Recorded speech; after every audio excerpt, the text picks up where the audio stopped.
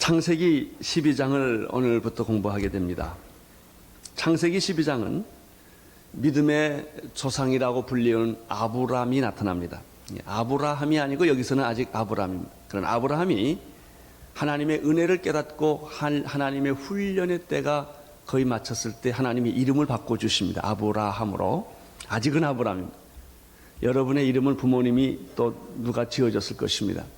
그러나 여러분의 이름은 하나님이 지어주셔야 합니다. 새로운 삶, 새로운 인생, 비전이 있는 이름. 그 이름이 아브라함입니다. 아브라함의 시작은 구원의 시작입니다. 그래서 이 아브라함의 출발로 인하여 성경은 새로운 역사를 시작합니다. 그러면 그렇게 우리의 믿음 생활에 있어서 중요한 믿음의 조상 아브라함이라는 사람은 어떤 사람입니까? 10장 10절 이후에 보면 아브라함에 대한 몇 가지 정보를 얻게 됩니다. 첫째, 그는 셈의 후예였다고 말합니다. 하나님을 경외하는 사람들이 있습니다. 이 세상에는 두 종류의 사람이 있는데 하나님을 경외하지 하는 사람이 있고 하나님을 경외하지 않는 사람이 있습니다. 하나님을 경외하지 않는 사람들을 가리켜 바벨탑을 쌓는 사람들이라고 말합니다. 그들은 주로 야벳과 함의 후예들이었습니다. 그들은 벽돌을 발견했습니다. 그 벽돌로 그들은 성과 대를 쌓고 놀랍게도 하나님을 믿고 경배하기보다는 하나님과 동등한 위치에 올라가려고 그들은 하나님 하늘까지 우리의 성을 쌓아보자 라고 하는 잘못된 야망을 가졌습니다. 그들은 자신들의 이름을 온 지면에 내고 유명해지기를 원했고, 그리고 하나님의 보호를 거절하고 인간 스스로 우리는 지면에 흩어짐을 면하자고 생각했던 사람들입니다.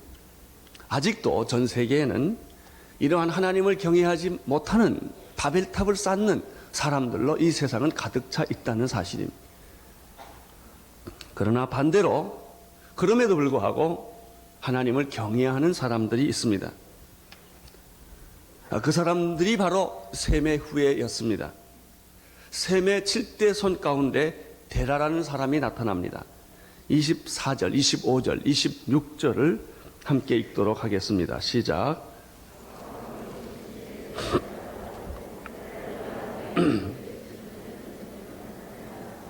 데라는 70세에 아브람과 나홀과 하란을 낳았더라.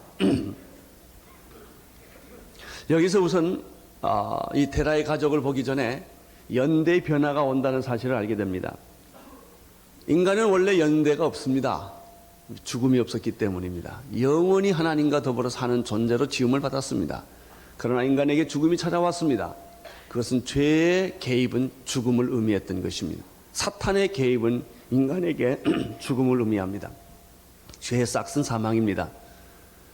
죄가 들어온 이후로부터 인간에게는 죽음이 시작되었고, 그럼에도 불구하고 아담에서부터 노아 때까지 평균 인간의 수명은 900세 안팎이었습니다. 그러나 오늘 우리가 보게 되는 이 셈대로 오면은 연대가 400~500년대로 줄어듭니다. 그리고 아브라함의 아버지 데라의 연대에 오면 아브라함과 데라의 연대는 200년대 내외로 줄어듭니다. 나홀은 100년대입니다. 그리고 데라는 200년 조금 더 살았습니다. 시편 90편을 보면 모세의 기도가 나오는데 시편 90편 10절에는 모세가 이렇게 기록하고 있습니다. 우리의 연수가 70이요 강건하면 80이라도 그 연수의 자랑은 수고와 슬픔뿐이요 신속히 날아가나이다. 그래서 모세 시대의 인간의 평균 연령은 70, 80입니다. 그것은 요즘 우리 현대인들이 살고 있는 연대수와 거의 엇비슷하다는 사실을 알게 됩니다. 왜 이렇게 연대수가 자꾸 줄어들까요? 죄의 증가는 인간의 수명의 단축을 의미합니다. 죄가 관영하면 할수록 홍수를 지나고 바벨탑 사건을 경험하면서 인간의 연대는 자꾸 줄어드는 것입니다. 데라의 가족이 있었습니다. 오늘 소개되는 24절이 바로 나홀이 29세에 데라를 낳았습니다. 그리고 데라는 119년을 더 살았습니다. 데라의 가족은 갈대아 우르라는 지역에서 살고 있다는 사실을 성경에서 알게 됩니다. 그리고 데라는 삼형제를 낳았는데 제일 큰 아들이 아브라함이고 둘째가 나홀이고 셋째가 하란이라는 사실을 우리는 알게 됩니다. 이 셋째인 하란이 제일 먼저 죽습니다. 아버지보다 먼저 죽는데 27절, 28절에 그런 내용들이 기록되어 있습니다. 함께 같이 읽겠습니다.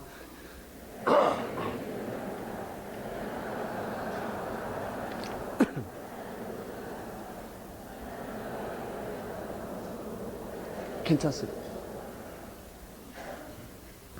여기 갈대아 우르라는 지역을 볼 수가 있습니다. 하란은 아마 갈대아 우르에서 죽었던 것 같습니다. 갈대아 우르는 지금 현대식으로 표현하면 이 세상을 떠들썩하게 하는 후세인이 지배하는 이라크가 바로 이 바벨론입니다. 그 후세인이 세계에서 가장 이상한 행동을 하면서 미국과 그렇게 집요하게 싸우는 것은 자기가 니무롯의 후예라는 그런 생각 때문에 그렇습니다. 바벨탑을 지었던 니무롯, 그것이 바로 후세인의 상징적 존재입니다. 이 갈대아 우르는 그 메소포타미아 유프라테스 주변에 있었던 바벨론 문화를 만들었던, 그래서 하나님 없는 인간의 상징적 도시가 바로 바벨론 제국입니다. 이 갈대아 우르는 그 당시 정치 권력의 중심지였습니다. 한때 무역이 왕래해서 멀리 인도까지 그 시대에 교역을 했던 일이 있었습니다. 이곳에 데라의 가족이 살고 있었습니다. 이 데라의 가족은 고대 모든 사람들의 생활 양식이 그랬던 것처럼 근친 결혼을 합니다. 29절, 30절이 그 내용입니다. 시작.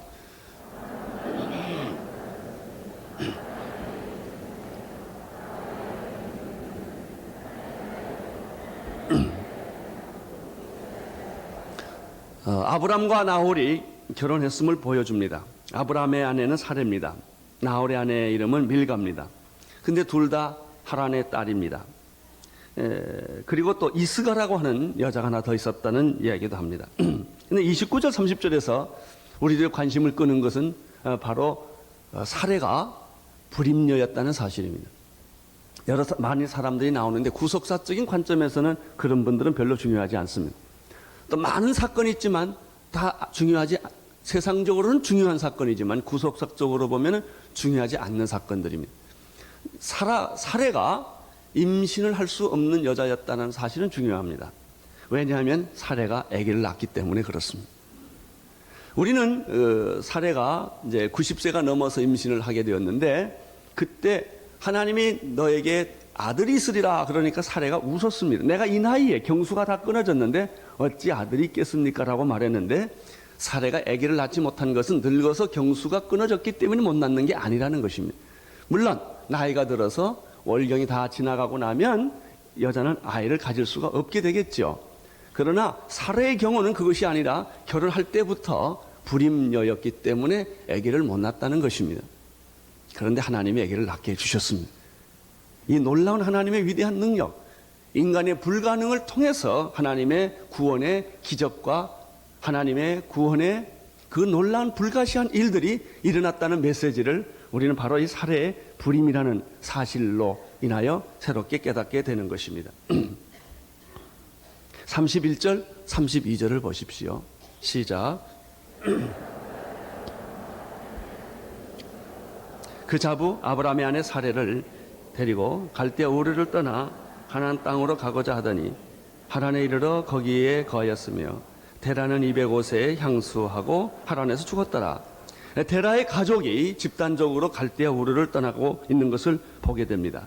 여기 보면은 갈대아 우르를 이 떠나라는 단어가 참 중요합니다. 그 다음에 가나안 땅으로 갔다라는 말, 떠났다, 갔다, 이 두 단어가 우리의 구원을 설명해주는 아주 중요한 단어입니다. 인생은 어디로부터 떠나 어디로 가는 것입니다. from to예요. 떠남이 없으면 가는 것이 불가능합니다. 떠났다고 모든 것이 되지 않습니다. 가는 곳이 분명하지 않으면 방황하게 되는 것입니다. 데라의 가족이 갈대아 우르를 떠나게 되었는데 갈대아 우르가 그 당시에 정치, 경제, 사회, 문화의 중심이었다고 생각한다면 사람들은 다 갈대아 우르를 모이려고 했을 것입니다. 여러분, 지방에 있는 모든 사람이 다 서울로 합니다. 서울에서 지방 가는 사람 별로 없습니다. 자녀를 낳아도 서울로 보내고 다 그렇습니다. 사람들은 다 대도시, 행복을 약속해 줄 것 같고 그들의 교육과 그들의 성장의 보장수표라고 생각하는 그런 데로 사람들은 다 가려고 합니다. 인류대학을 가려고 합니다.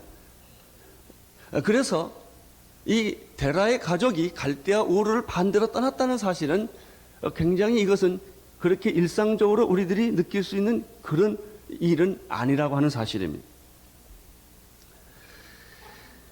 데라의 가족은 왜 그 살기 좋은 모든 사람이 가고 싶어 하는 갈대아 우르를 떠났을까요?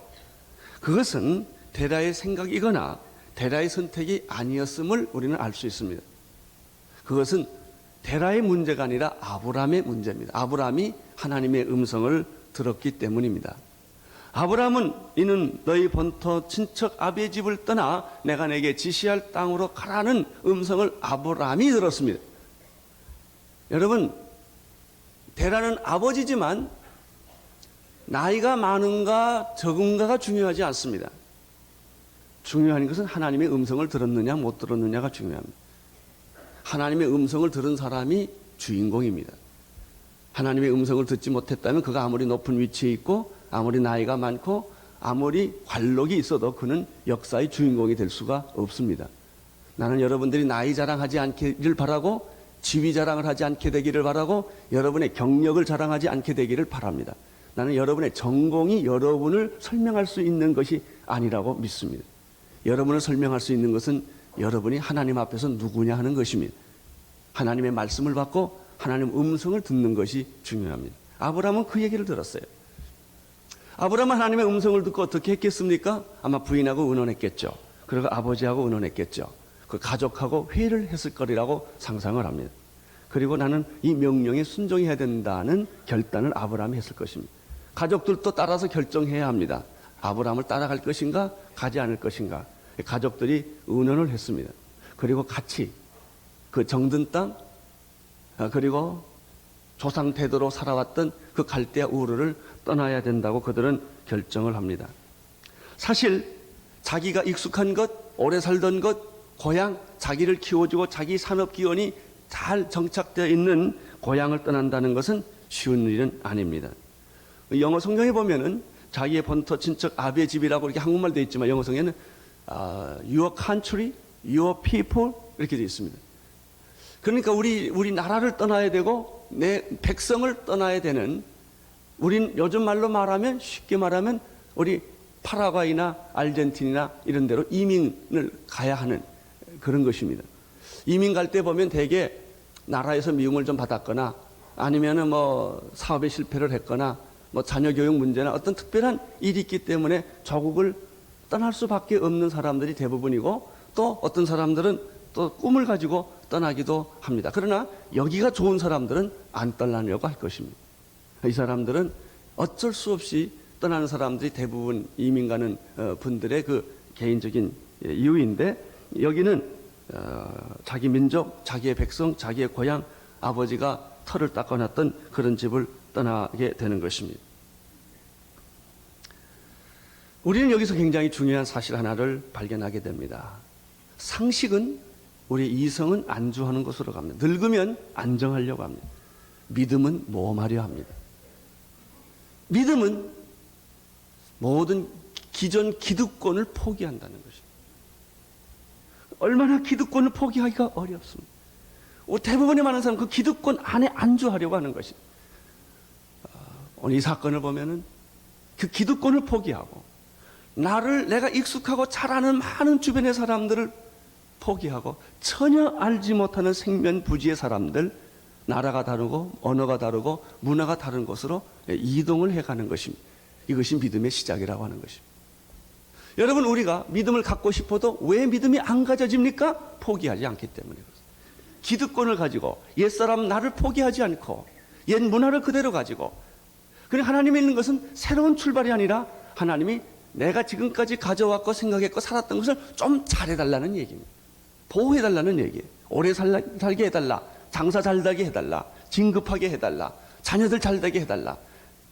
새로운 출발이 아니라 있는 것을 잘해달라고 계속하기 때문에 내 믿음의 삶에는 갈등이 끊임없이 일어나게 되는 것입니다. 과거를 단절하지 않으면 새로운 미래는 열리지 않습니다. 내 중심으로 살면 하나님의 중심으로 살기가 어렵습니다. 옛사람, 나의 죄인된 모습, 그런 죄의 세상적인 사고방식, 가치관을 버리지 않는 한 하나님의 새로운 세계는 그 사람 안에 들어올 수 없다는 것이죠. 변신, 변화. 보통 사람들은 이것을 거부합니다. 아니, 변신하고 변화하기보다는 기득권, 내가 가지고 있는 것을 더 확장하기를 원하는 것이 인간의 마음입니다. 그런데 이러한 상황, 이것이 보통 인간들의 마음인데 데라의 가족은 조국을 떠나고 자기 백성을 떠나고 그리고 하나님께서 지시한 땅이 아닙니다. 지시할 땅입니다. 가봐야 알아요. 이런 땅으로 가기로 그들은 결심을 합니다.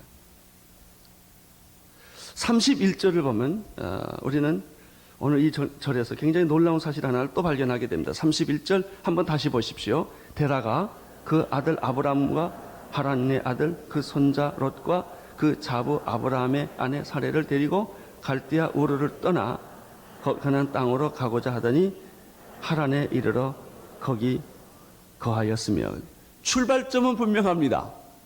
갈대아 우르입니다.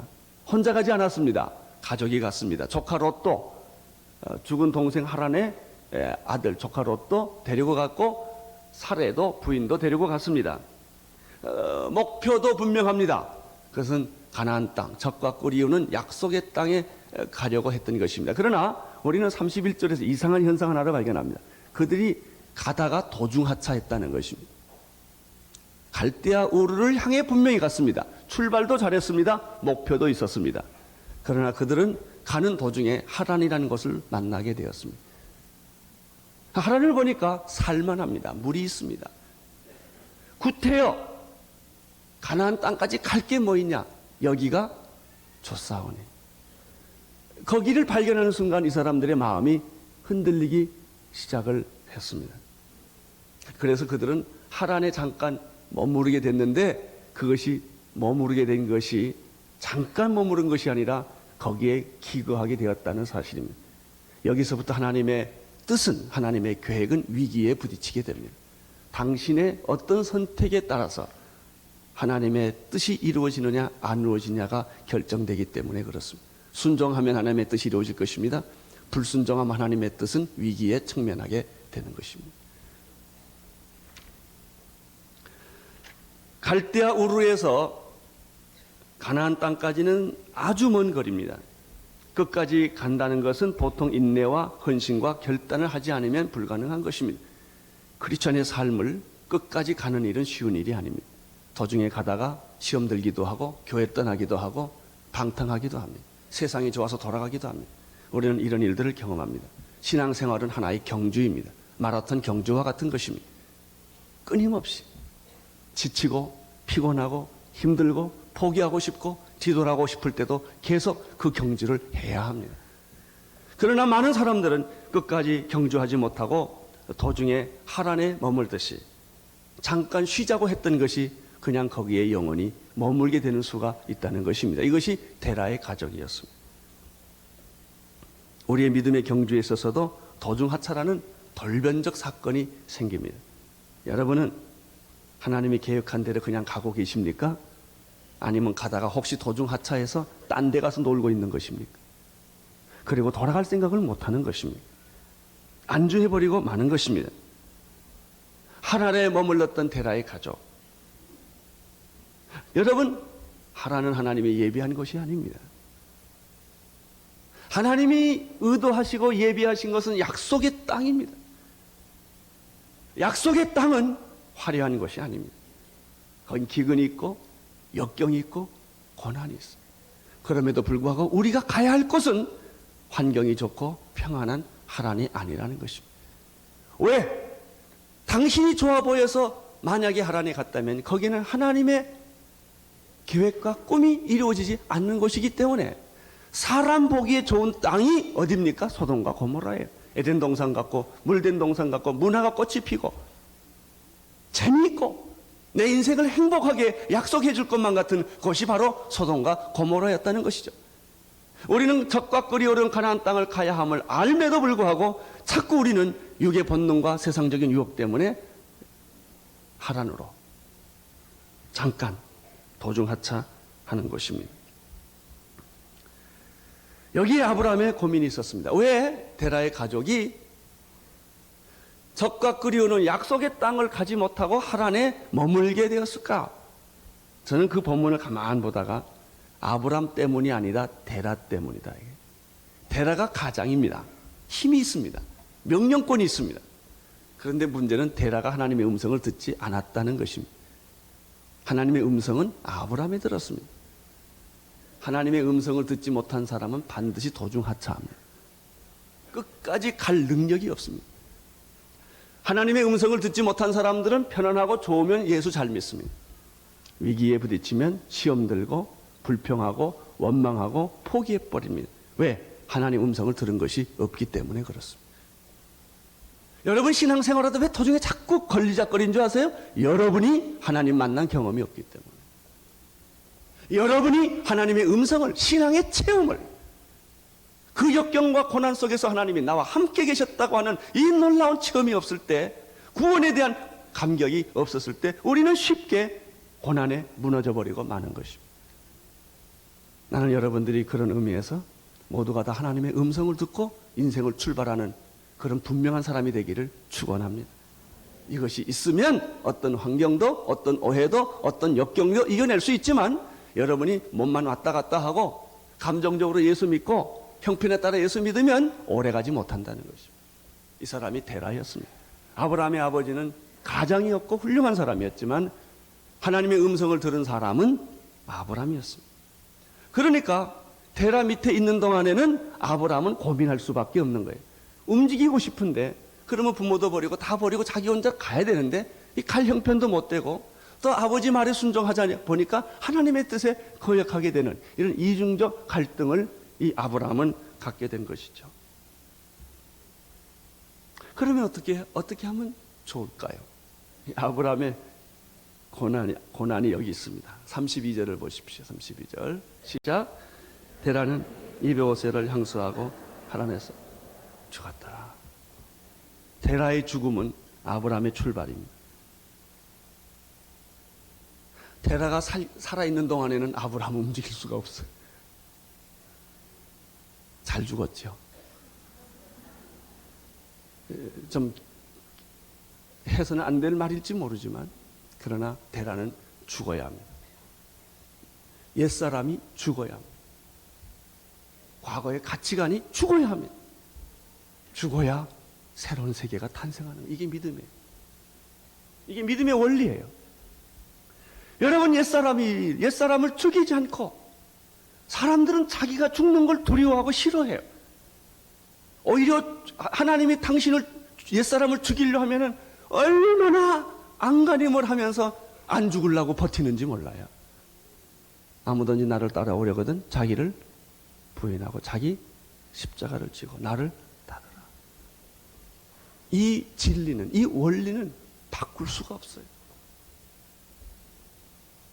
우리는 수단과 방법을 가리지 않고 좀 더 오래 살아야 되고 좀 더 많은 걸 가져야 되고 그것이 나를 행복하게 해준다고 그런 미신을 하나 가지고 있어요. 여러분 많이 인간은 소유하면 소유할수록 불안지수가 높아진다는 거예요. 높이 올라가면 참 위험합니다. 장대 끝에 올라간 것 같아요. 높은 자리에 올라가신 분들 다 조심하십시오. 그건 다 장대 끝입니다. 밑에서 흔드는 거예요. 그럼에도 불구하고 철없는 인간은 정상을 향하여 간단 말이죠. 옛사람이 죽어야 합니다. 여러분 정말 믿음 갖고 싶습니까? 포기해야 믿음이 생겨요. 덧칠하면 안 돼요. 덧칠하면. 여러분 새 옷은 헌옷을 벗어야 새 옷을 입지 헌옷이 아깝다고 헌옷 위에 새 옷을 입으면 폼도 나지 않습니다. 아무 의미가 없는 거예요. 내가 죽어야 사는 것이고 옛사람이 무너져야 새사람이 시작되는 거예요. 그러니까 어떤 의미에서 우리는 새사람을 시작도 못한 사람들이요. 시작도 못하고 새사람이 되었으면 하는 그런 목마름이 있죠. 헌신해도 갈 수 없는 이유가 왜 그런 줄 아세요? 옛사람이 당신을 붙잡고 있기 때문에. 내가 아무리 결정해도 행동으로 옮겨지지 않는 까닭은 옛사람이 나를 붙들고 있기 때문에 그런 거예요. 데라가 죽었기 때문에 아브라함은 믿음의 여행을 시작할 수 있었다 하는 것입니다. 이렇게 데라가 죽고 나서야 이제 새로운 역사가 시작됩니다. 이것이 12장 1절입니다. 11장까지 해서 데라가 다 죽고 나서야 12장이 시작되는 것입니다. 12장 1절 보십시오. 시작. 여호와께서 아브라함에게 이르시되 너는 너의 본토 친척 아비의 집을 떠나 내가 내게 지시할 땅으로 가라. 믿음의 출발, 새로운 출발. 여러분, 출발이라고 하는 것은 성숙한 게 아니에요. 미완성이에요. 아이가 자라서 첫 번째 걸음이 어렵듯이 크리스천의 삶의 새로운 시작은 여러 가지 불완전하고 미숙한 것이 많습니다.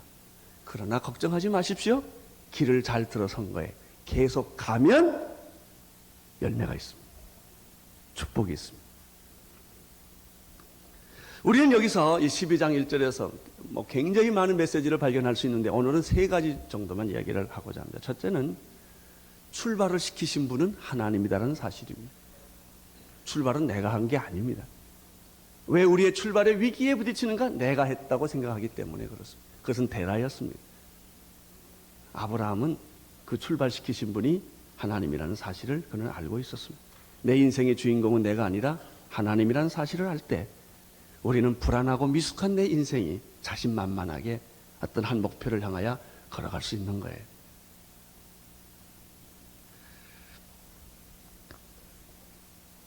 천지를 창조하신 분은 과학자가 아닙니다. 하나님입니다. 과학자는 천지 창조의 놀라운 하나님의 비밀을 발견하는 사람일 뿐입니다.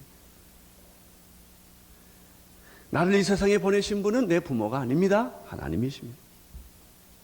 그래서 내가 예배할 분은 조상이 아니라 하나님입니다. 조상 숭배하지 마세요. 조상은, 부모라고 하는 것은 나를 세상에 보내오는 하나의 수단에 불과했던 것이지 부모가 내 예배의 대상은 아니라는 것입니다. 우리의 예배의 대상은 나를 세상에 보내신, 내 부모를 세상에 보내신 창조주 하나님 그분이십니다. 부모라는 것은 무슨 의미가 있습니까? 하나님의 창조의 역사에 하나님께서 그분들을 이용하셔서 나를 세상에 보내신 것입니다. 세상에 나를 보낸 것은 하나님이십니다. 그래서 하나님께 예배하라는 것입니다. 아브라함을 부르셔서 인류를 구원할 믿음의 조상을 만드시고 믿음을 여행케 하신, 믿음의 여행을 하게 하신 분은 하나님이십니다. 아브라함이 위대한 것이 아니라 아브라함의 하나님이 위대한 것입니다. 여러분이 위대한 것이 아니라 여러분의 하나님이 위대하십니다. 하나님의 영광을 도둑질하지 마십시오. 왜? 그 영광은 그분에게 돌려야 하기 때문입니다. 사랑하는 성도 여러분, 하나님이 시작하셨고 하나님이 지시하셨고 하나님이 운행하신 일이라면 두려워하지 마십시오. 잘못돼도 두려워하지 마십시오. 안 보여도 두려워하지 마십시오. 안 들려도 두려워하지 마십시오. 왜냐하면 우리에게 믿음을 주시는 분은 그분 하나님이시기 때문입니다. 그래서 히브리서 12장 2절에서 믿음의 주여 또 우리를 온전케 하시는 이인 예수 그리스도를 바라보라 라고 말씀하셨으며, 이사야 40장 31절에 보면은 오직 여호와를 앙망하는 자에게는 새 힘을 얻으리니 독수리의 날개치며 올라간 같을 것이요 다른 박질하도 곤비치 아니하겠고 걸어가도 피곤치 아니하리로다 이렇게 말씀하셨고, 시편 65편 1, 2절에는 나의 영혼이 잠잠히 하나님만을 바라며 나의 구원이 그에게서 나는도다. 오직 저만이 나의 반석이시요 나의 구원이시요 나의 산성이시니 내가 크게 요동치 아니하리로다. 내 귀에 안이 들리고 내 눈에 보이는 것이 없고 내 손에 잡힌 것이 없고 현실은 캄캄하다 할지라도 하나님이 저기 위에서 부르시는 상을 향하여 나는 뛰어가노라. 나는 이 길을 가노라. 이것이 믿음의 삶이에요. 믿음의 행진이에요. 세상이 감당치 못하고 세상이 이해할 수 없는 스토리입니다. 그것이 믿는 자에게, 하나님의 음성을 듣는 자에게 있는 것입니다. 우리는 그 길을 가는 사람들입니다. 두 번째, 이 12장 1절에서 발견하는 두 번째 메시지는 아브라함이 자격이 있어서 부름을 받은 것이 아니라 아브라함은 우리와 똑같은 보통 사람임에도 불구하고 하나님이 택해 주셨다는 사실입니다. 이 사실은 내가 목회할 용기를 주는 사건이고, 내가 세상을 나같이 참 부족한 사람이 담대하게 살아갈 수 있는 용기를 주는 말씀이에요. 내가 잘나고 똑똑하고 믿음이 있어서 내가 널 택한 게 아니다, 그 말이에요. 여러분, 아브라함이 믿음이 있어서 하나님이 택한 것이 아니라 믿음이 없는 아브라함을 하나님이 택하셔서 믿음 있는 사람으로 만들어 주시는 분이 하나님이세요. 여러분이 믿음이 있어서 이 자리에 온 거 아니에요. 믿음 없지만 택하셔서 하나님이 여러분을 손 좀 보시면서 믿음의 사람으로 지금 만들어서 하나님의 목표에 이르도록 여러분을 이끌어 주신다는 사실을 오늘 이 본문에서 우리는 발견하게 됩니다.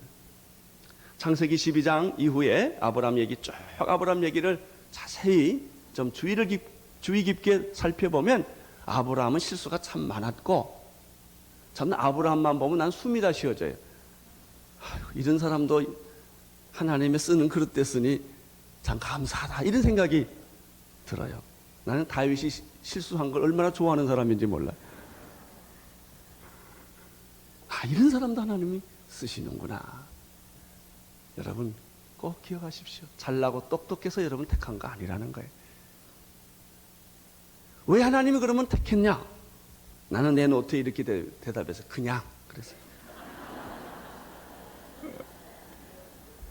그냥 택했어요. 하나님 마음이에요. 하나님 마음. 그냥이라는 뜻은 우연이라는 뜻이 아니에요.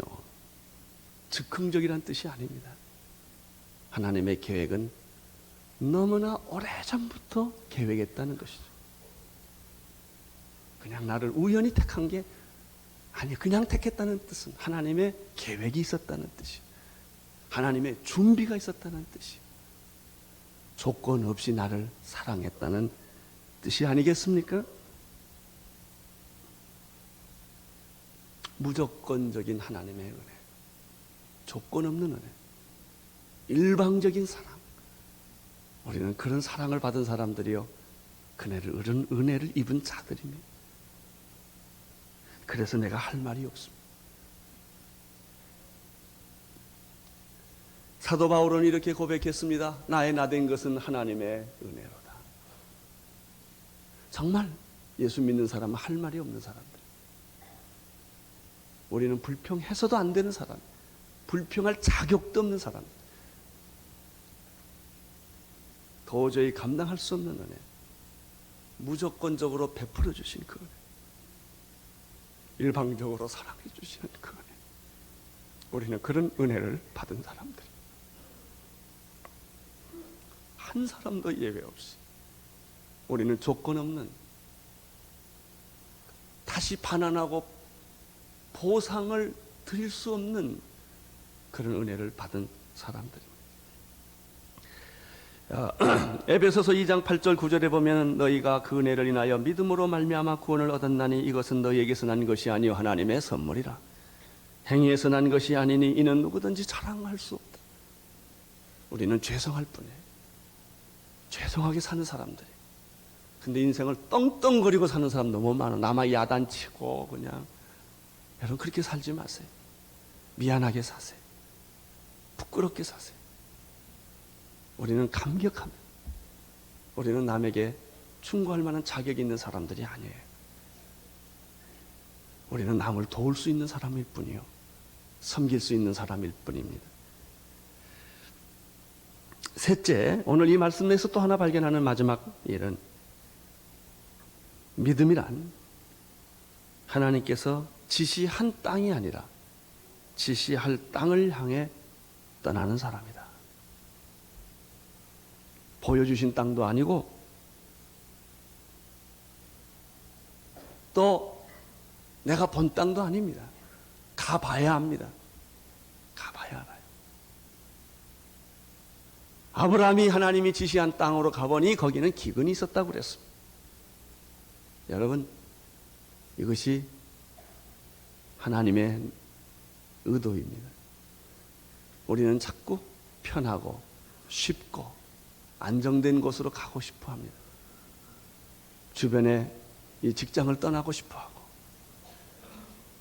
주변에 싫은 사람들을 떠나고 싶어 하고, 골치 아프고 머리 아픈데 내가 왜 살아야 되냐, 내게 이익도 나지 않는데 이런 데서 내가 왜 이 사람들 때문에 내가 이 고생을 하느냐. 그러나 하나님은 말합니다. 그것이 내가 설 땅이다. 그 사람들을 변화시켜라. 그 세상을 변화시켜라. 그 직장을 너 거기서 떠나는 것이 하나님의 뜻이 아니다. 이게 하나님의 땅, 가나안 땅이에요. 가나안 땅은 그렇게 행복한 땅이 아니에요. 원수들을 다 내쫓아야 되는 골치 아픈 땅이에요. 얼마나 골치 아픈가. 지금까지 골치 아프잖아요. 이 정도로 골치 아픈 땅입니다. 그 땅. 며칠 전에 또 터졌잖아요. 예. 그 땅을 변화시켜라. 우리는 조국을 변화시킬 책임 있는 사람들, 북한을 변화시킬 책임 있는 사람들이, 이 민족의 영혼을 책임져야 되는 사람들이, 이 땅이 내가 너에게 보낸 땅이다. 편하고 좋은 데로 빠지지 말아라. 약속의 땅이다.